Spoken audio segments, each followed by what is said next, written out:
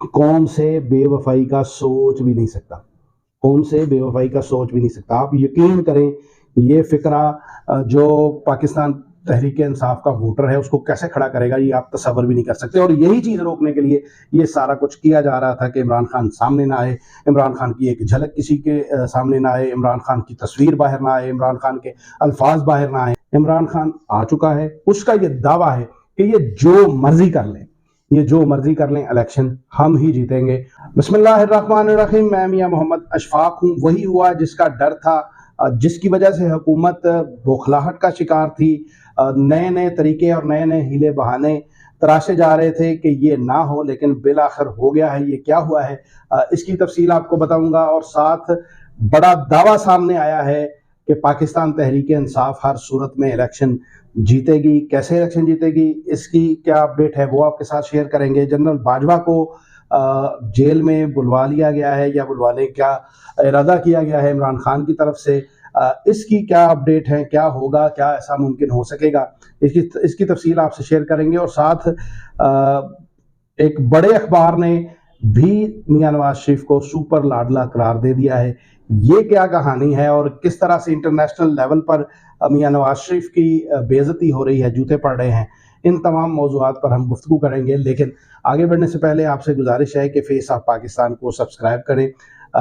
मेरा चैनल है FOP with मियां मोहम्मद अशफाक, इसको सब्सक्राइब करें। कमेंट सेक्शन में अपनी राय का इजहार करें और अगर आपको वीडियो पसंद आए तो उसे लाइक और शेयर ज़रूर कीजिएगा। पहली बात तो यह है कि बहुत कोशिश हो रही थी, बड़ी शिद्दत के साथ इस खदशे का इजहार भी किया जा रहा था और इससे बचने की कोशिश भी की जा रही थी कि किसी तरह इमरान खान को अवाम से दूर कर दिया जाए।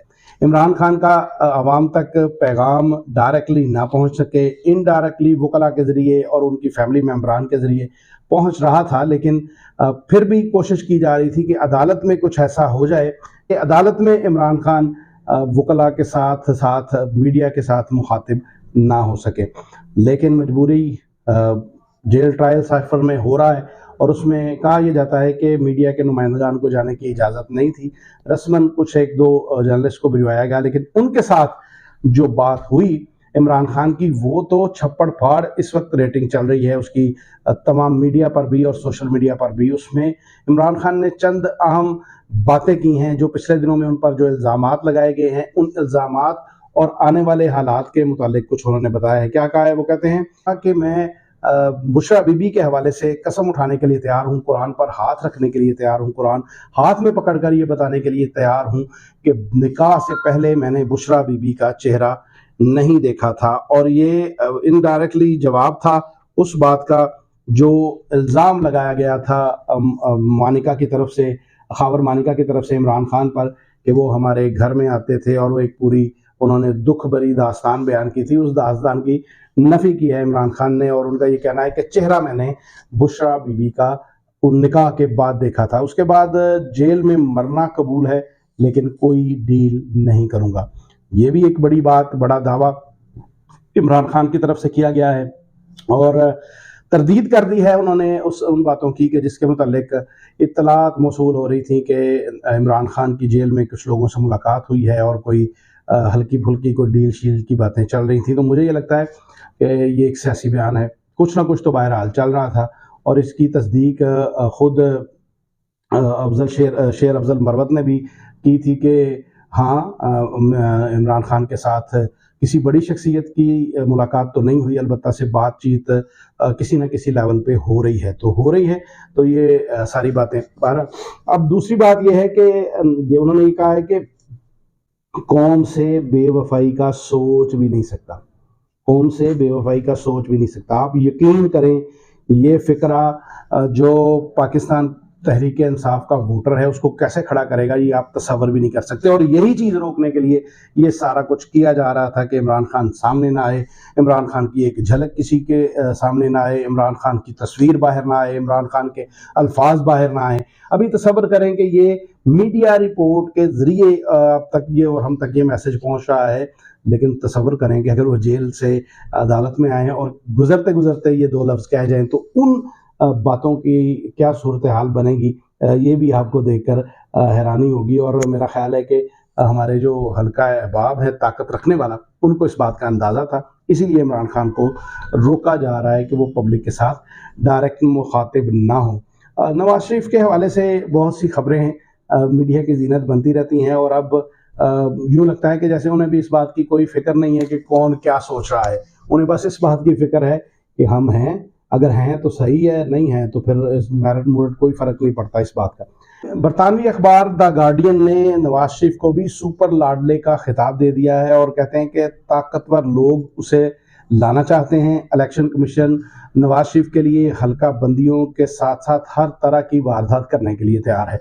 तो इंटरनेशनल लेवल पर अभी मैं एक कल ही सिद्दीक जान ने गालबन एक सर्वे शेयर किया हुआ था किसी बैनुल-अक़वामी शख्सियत का, जिसने लोगों से पूछा था कि बताएं कि दुनिया का करप्ट तरीन सियासतदान कौन है। उसमें मोदी का नाम भी था और हमारे मियाँ नवाज शरीफ का भी था।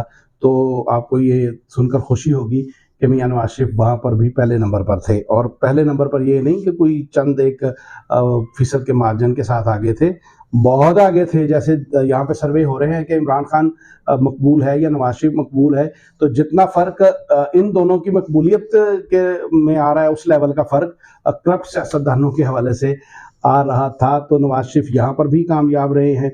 बहुत सी ऐसी चीज़ें हैं जिन पर बात करना इस वक्त यूँ लगता है कि मुश्किल हो गया है, लेकिन फिर भी करना पड़ती है कि अब इमरान खान ने कहा है कि मैं अपने गवाह के तौर पर जनरल बाजवा को जेल में बुलवाऊंगा।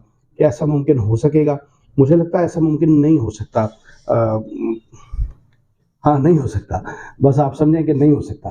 तो कानून, ज़ाब्ते, अखलाक और ये सारी चीज़ें इस वक्त हमसे बहुत दूर हैं। मुश्किल है कि इस वक्त इमरान खान अपने जो मतलूबा नताइज हैं वो हासिल कर सके। आखिर में यही कि इमरान खान, उसे रोका नहीं जा सकता। इमरान खान आ चुका है, उसका ये दावा है कि ये जो मर्जी कर लें, ये जो मर्जी कर लें, इलेक्शन हम ही जीतेंगे। और उनके इस दावे को मैं तो ज़ाती तौर पर सच होता हुआ देख रहा हूँ, और अगर इमरान खान को इलेक्शन में रहने दिया गया तो फिर ये आप भी देख लेंगे। लेकिन मुझे लगता है कि इमरान खान का ये खदशा भी दुरुस्त साबित होगा कि इलेक्शन से भाग जाएंगे।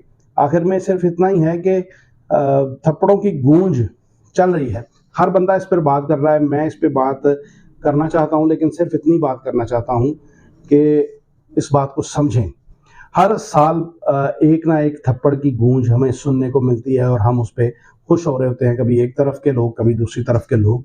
ये बुनियादी तौर पर थप्पड़ की बातें सिर्फ ये बताने के लिए होती हैं कि तुम लोग अपनी औकात में रहो, और हम हैं कि हम इस्तेमाल होते हैं अपने मुखालिफ के मुतालिक झूठी सच्ची खबरें सुन के, जश्न मनाते हैं, खुश होते हैं। किसी को थप्पड़ पड़ा हो या ना पड़ा हो, हमारा दिल चाहता है कि फला बंदे को थप्पड़ पड़े और हम खुश होते हैं। तो ये खुशियाँ दायमी नहीं हैं। ये समझने की ज़रूरत है कि आने वाले जो हालात हैं वो किस तरफ जा रहे हैं। क्या इसी तरह हम एक दूसरे को थप्पड़ पड़ता देख कर खुश होते रहेंगे? अगर यूँ खुश होना है तो मुल्क की सलामती और मुल्क की बका जैसे चल रही है वैसे चलती रहेगी। और अगर अपने बच्चों के मुस्तकबिल के लिए आप फ़िक्रमंद हैं, मैं फ़िक्रमंद हूँ, तो हमें हर गैर असूली बात, हर गैर मंतकी बात की मुखालफत करनी होगी। वो भले आपका अपना, आपके पसंदीदा या नापसंदीदा लोग कह रहे हों। हमें सिर्फ असूल और ज़ाब्ते की बात करनी चाहिए, और असूल और ज़ाब्ता यही है कि किसी को थप्पड़ मारने की इजाज़त नहीं होनी चाहिए। और उसके बाद इस तरह की रिपोर्टिंग भी मेरा ख्याल है नहीं करनी चाहिए। आलाइकार नहीं बनना चाहिए कि हम थप्पड़ के हवाले से जो है वो मतलब आलाइकार बन जाए हम। मतलब तारिक मतीन साहब हमारे दोस्त हैं, भाई हैं, उन्होंने ये खबर दी थी, लेकिन उन्होंने ये भी नहीं बताया मारा किसने, उन्होंने ये भी नहीं बताया किसको मारा। मेरा ख्याल ऐसी खबर नहीं देनी चाहिए।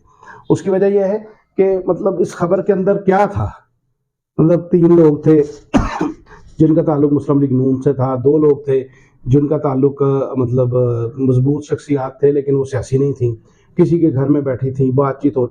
ओ भाई, कोई एक बात तो मुकम्मल आप बता देना कि क्या है, मारने वाले का बता दें या मार खाने वाले का बता दें, वो भी नहीं बताया।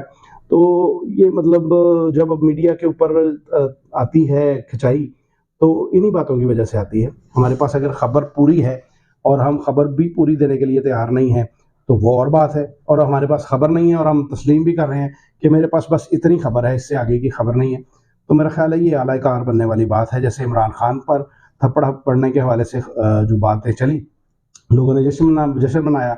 उसके बाद शहबाज शरीफ को थप्पड़ मारने के हवाले से बातें चली। अभी मुबैना तौर पर मरियम औरंगज़ेब की बात की जा रही है, तस्वीरें लगा के उनकी और उनका नाम देकर ज़ुबानी गुफ्तगू की जा रही है जिससे लगे कि उनको थप्पड़ पड़ा है। तो मेरा ख्याल है ये सारी बातें बेमानी हैं, इनका मकसद कोई नहीं है, हासिल कुछ नहीं है।